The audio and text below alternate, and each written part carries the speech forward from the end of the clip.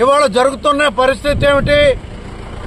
పైన తుఫాను, వర్షాలు పడుతున్నాయి, కింద ఆరబెట్టుకోవటానికి ఏ రైతుకి సరైనటువంటి సదుపాయాలు లేవు.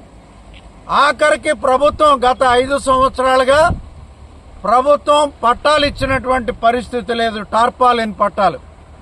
సరే, ఈ ప్రభుత్వం వచ్చిన తర్వాతన్నా టార్పాలిన్ ఇస్తుందేమోనని చెప్పి ఇప్పటిదాకా రైతులు ఆశించారు. కానీ ఇవాళ అది కూడా జరగట్లేదు.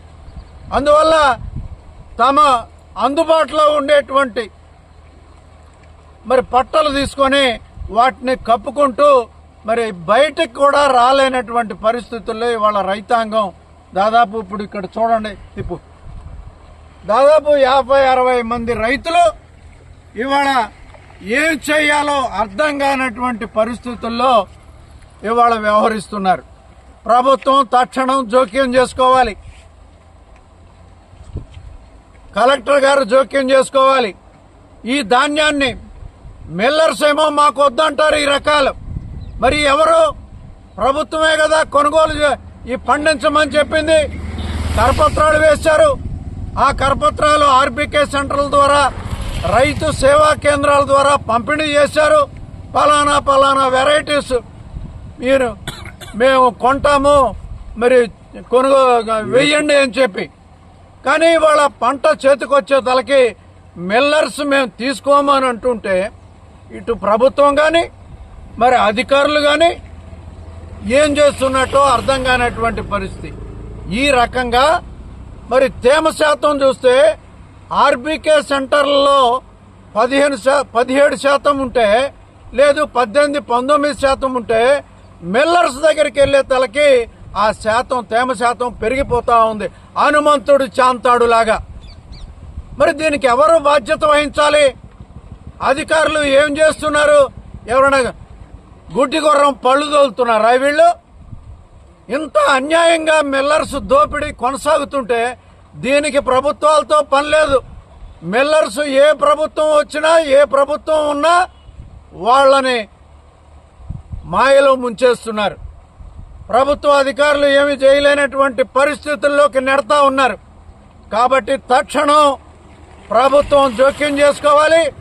నాదెళ్ల మనోహర్ గారు మరి ముఖ్యమంత్రి, పౌర సరఫరాల శాఖ మంత్రి, వారు తక్షణం ఈ ప్రాంతంలో విజిట్ చేయాలి. ఈ ఉన్నటువంటి సమస్యని పరిష్కారం చేయాలి. 1062 గాని, 1318 గాని, 1224 గాని ఖచ్చితంగా కొనుగోలు చేసి రైతాంగాన్ని ఆదుకోవాలి. ఇవాళ ఏ రోడ్లో చూసినా రాసులు కనపడతా ఉన్నాయి.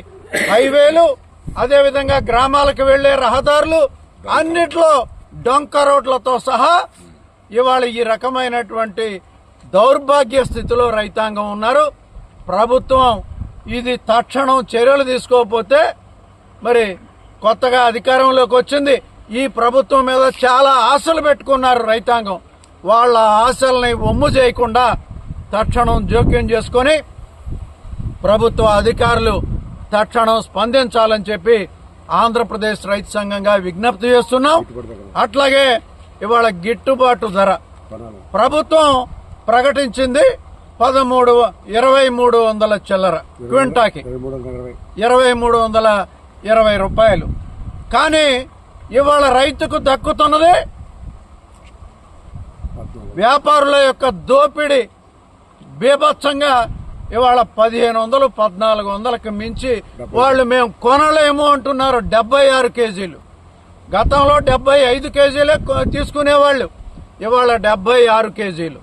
పైగా తేమ శాతం మరి ఇందాకే చెప్పాను నేను, చాంతాళ్లుగా పెంచుతున్నారు అని. ఈ వ్యత్యాసం ఎందుకు వస్తా ఉంది? ఆర్బీకే సెంటర్లో ఉండేటువంటి మరి తేమ రికార్డు చేసేటువంటి పరికరాలు ఒక రకంగాను, మిల్లర్స్ దగ్గర మరో రకంగానూ ఉంటే తూనికల అధికారులు ఏం చేస్తున్నట్టు? వాళ్ళు చర్యలు తీసుకోవాలి కదా. ఎందుకు ఈ వ్యత్యాసం నడుస్తా ఉంది? అందువల్ల కలెక్టర్ గారు తక్షణం జోక్యం చేసుకోవాలి, రైతాంగాన్ని ఆదుకోవాలి, ప్రభుత్వం దృష్టికి ఈ అంశాన్ని తీసుకువెళ్లాలి. అవసరమైతే ఇతర జిల్లాలకైనా ఇక్కడ ఉండేటువంటి ధాన్యాన్ని ఆ మిల్లర్స్ కి పంపే విధంగా చర్యలు తీసుకోకపోతే ఆంధ్రప్రదేశ్ రైతు సంఘం ఆధ్వర్యాన మరి ఆందోళన చేయాల్సినటువంటి పరిస్థితి వస్తా ఉంది. ఇక్కడ చాలా మంది రైతులు ఒక గ్రామానికి చెందినటువంటి వాళ్లే ఇంతమంది ఉంటే